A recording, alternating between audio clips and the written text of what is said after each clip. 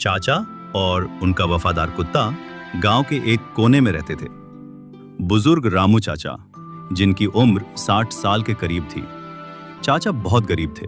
उनका छोटा सा मिट्टी का घर था और बस एक पुराना खाट, एक भगोना और एक वफादार कुत्ता भोलू। चाचा के पास कोई नौकरी नहीं थी। कभी कभी गांव वाले उन्हें खेत में काम दे देते या लकड़ियां काटने के लिए जंगल भेजते। जो थोड़ा बहुत मिलता उसी से उनका और भोलू का गुजारा चलता। लेकिन भोलू कभी चाचा का साथ नहीं छोड़ता। भूखा हो या पेट भरा, वो हर पल चाचा के साथ रहता। एक दिन की बात है, चाचा बहुत उदास थे। सुबह से पेट में अन्न का एक दाना तक नहीं गया था। फिर वो अचानक उठकर जंगल की ओर भाग गया। चाचा ने सोचा शायद भोलू कुछ खाने की तलाश में गया है। वो वहीं दरवाजे पर बैठकर उसका इंतजार करने लगे।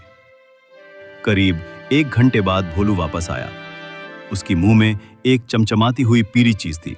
पहले तो चाचा को लगा कोई पत्थर है, लेकिन जब उन्होंने उसे ध्यान से देखा तो वो कोई साधारण पत्थर नहीं बल्कि सोने का टुकड़ा था। चाचा हैरान रह गए। उन्होंने भोलू को गले से लगा लिया और बोले, अरे भोलू, ये कहां से लाया तू? भोलू ने पूंछ हिलाई और बार बार जंगल की ओर देखने लगा, जैसे कह रहा हो वहां और भी है। चाचा अगले दिन भोलू के साथ जंगल गए। भोलू उन्हें एक पुराने पेड़ के पास ले गया। वहां जमीन में थोड़ी खुदाई की तो नीचे से एक पुराना बर्तन निकला जिसमें कई सोने के पत्थर थे। चाचा की आंखों में आंसू आ गए। चाचा ने गांव के सरपंच को बुलाया